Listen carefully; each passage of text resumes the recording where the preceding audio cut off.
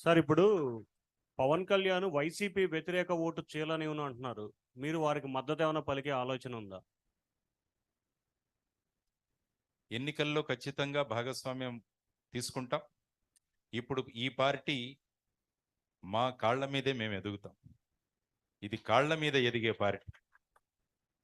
పొత్తులు అవసరం లేదు. ఈ కాళ్ల మీద ఎగుతుందో ఖచ్చితంగా మేము ముందుకు వెళతాం. ఖచ్చితంగా ముందుకు వెళతాం. Sir Vijay from ABP.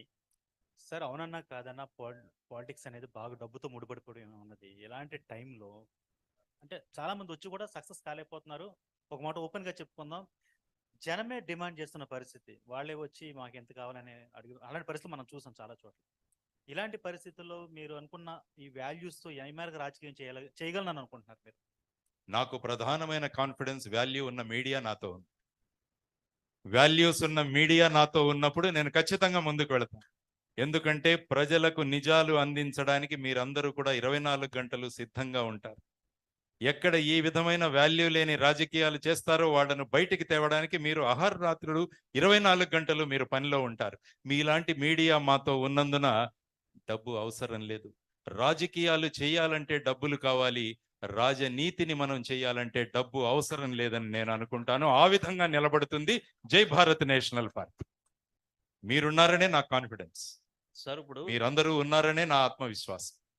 Sir ఇప్పుడు ఫ్రీ బీస్ మీద మీ స్టాండ్ ఏ విధంగా ఉంటుంది? అన్ని పార్టీలాగానే మీరు కూడా ఉచితాల ప్రకటన చేస్తారా, లేకపోతే ఏమన్నా వేరే పందాలు పోతారా? పార్టీ మేనిఫెస్టో తయారవుతోంది. అందుకనే నేను ఉపోద్ఘాతంలో చెప్పాను, అభివృద్ధి అవసరాలు ఈ రెండిటిని కూడా ఈ జోడు ఎద్దుల బండి. కాబట్టి దీన్ని ఏ విధంగా తీసుకువెళ్ళాలి అన్నది త్వరలో మా మేనిఫెస్టో రిలీజ్ కాబోతోంది. ప్రతి ఇంటికి ఉద్యోగం ఇచ్చే పథకం మేము తీసుకొస్తాం. ప్రతి వ్యక్తికి కూడా ఉద్యోగం ఇచ్చే పథకాన్ని మేము తీసుకొస్తాం. సార్, ప్రత్యేక హోదా సాధన కోసం మీరేమైనా కార్యాచరణ సిద్ధం చేశారా? ప్రత్యేక హోదా అన్నది రాష్ట్రానికి రావాలి. ప్రజలలో ప్రత్యేక హోదా పట్ల అవగాహన పెట్టుకోవాలి. చాలా మంది రాజకీయ నాయకులు వాళ్లను తప్పుదావ పట్టిస్తున్నారు. ఇంతకుముందు నేను చెప్పాను, ఆ విధంగా కాకుండా, ఎందుకంటే ఎన్కే సింగ్ గారు 15th ఫైనాన్స్ కమిషన్ వారు స్పష్టంగా చెప్పారు, కేంద్ర ప్రభుత్వం అనుకుంటే స్పెషల్ కేటగిరీ స్టేటస్ ప్రత్యేక హోదా ఇవ్వచ్చని ఆయన పుస్తకంలో కూడా రాశారు. అది ఎందుకు ఇవ్వరు అన్నది బలంగా అడగడానికి అక్కడ గొంతులు కావాలి మనకు. ఆ గొంతులు గనక మీరు మాకు ఇవ్వగలిగితే ఒక ప్రణాళిక ద్వారా ప్రత్యేక హోదాని రాష్ట్రానికి ఖచ్చితంగా తీసుకొస్తుంది జై భారత్ నేషనల్ పార్టీ అని నేను మీ అందరికీ కూడా చెప్తున్నా. ప్రణాళిక ఉంది మా దగ్గర, ప్రణాళికబద్ధంగా వెళతాం ఖచ్చితంగా. సార్, ఎన్నికలకి కేవలం 100 రోజులే ఉందని చెప్పి రాజకీయ పార్టీ చెప్తున్నారు. మీరు ఇప్పుడు రాజకీయ పార్టీ ఏర్పాటు చేశారు. జిల్లా కమిటీలు కానీ లేకపోతే ఇతర కార్యక్రమాలన్నీ పూర్తయ్యే అవకాశం ఉంటుందా? ఎందుకంటే కొత్త పార్టీ జనాల్లోకి తీసుకెళ్లాలంటే అంత సాధ్యమయ్యే పని కూడా కాదు. మీడియా ఉంది నాకు, మీ ద్వారా తీసుకెళ్తాను పార్టీ, మీ ద్వారా తీసుకెళ్తాను పార్టీ. నా కాన్ఫిడెన్స్తోనే నేను వచ్చాను.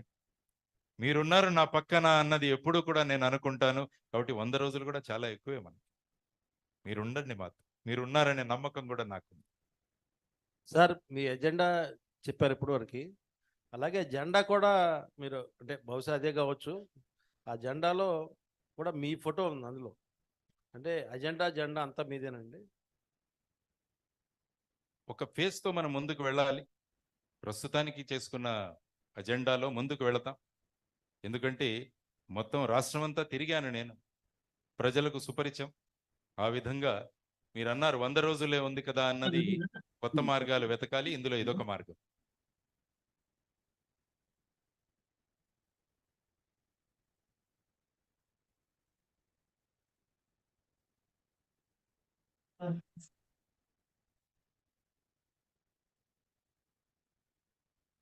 పశ్చాత్తాపం అన్నది చాలా ముఖ్యమైన విషయం.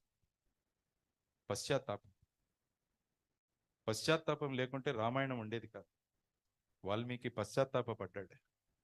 నేను అనవసరంగా ఈ పిట్టలను చంపానే, పశ్చాత్తాపంలో వచ్చింది రామాయణం. జీసస్ తన చుట్టూ ఉన్న వాళ్ళని క్షమించమన్నాడు. మదర్ తెరీసా ప్రతి దుకాణానికి వెళుతూ మా ఆశ్రమానికి మద్దతు ఇవ్వండి అంటే ఒక అతను కుడి చేతిలో ఉమ్ము వేశాడు, కిళ్ళి. ఆవిడ ఈ చెయ్యి మూసి రెండవ చెయ్యి చాచింది.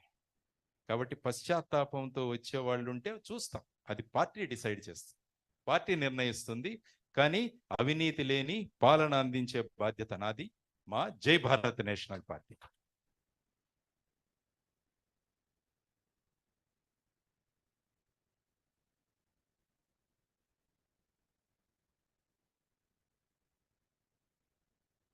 ఈ మధ్యలో ఎలక్షన్లు 5 సంవత్సరాలకు ఒక వస్తాయా అన్నది కూడా మనకు తెలియదు. ప్రభుత్వాలు ఎన్ని రోజులు ఉంటాయా అన్నది కూడా లేదు. చూద్దాం, అవకాశం వస్తే ఎన్ని చోట్ల ఉంటాం మనం. సీట్లు కాదు, ఓట్లు కాదు, మేము సీట్లు చీల్చుకొని అధికారంలో కూర్చుంటాం, సీట్లు చీల్చి అధికారంలో కూర్చుంటాం.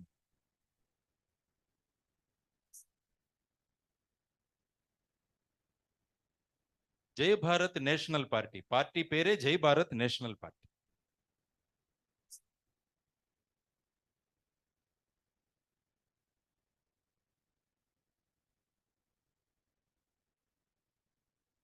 సమాజాన్ని సంఘ సంస్కరణల కోసం ఓటర్ల చైతన్యంలో తెచ్చే ప్రయత్నాలు చేసిన ప్రతి వ్యక్తి కూడా మాకు మార్గదర్శనం.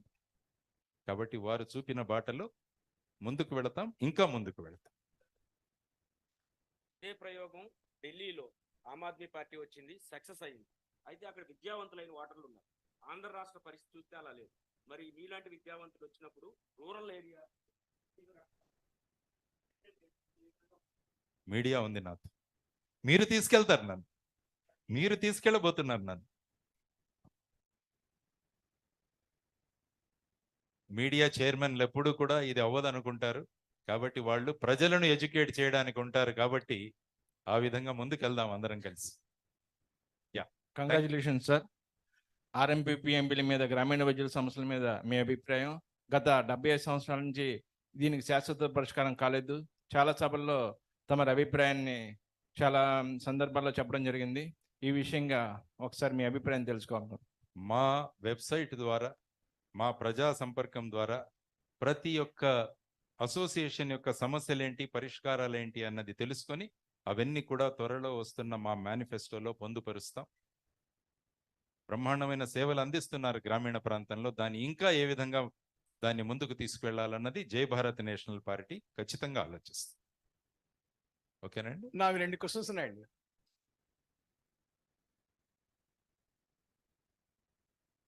పార్టీ దిగినప్పుడు 175.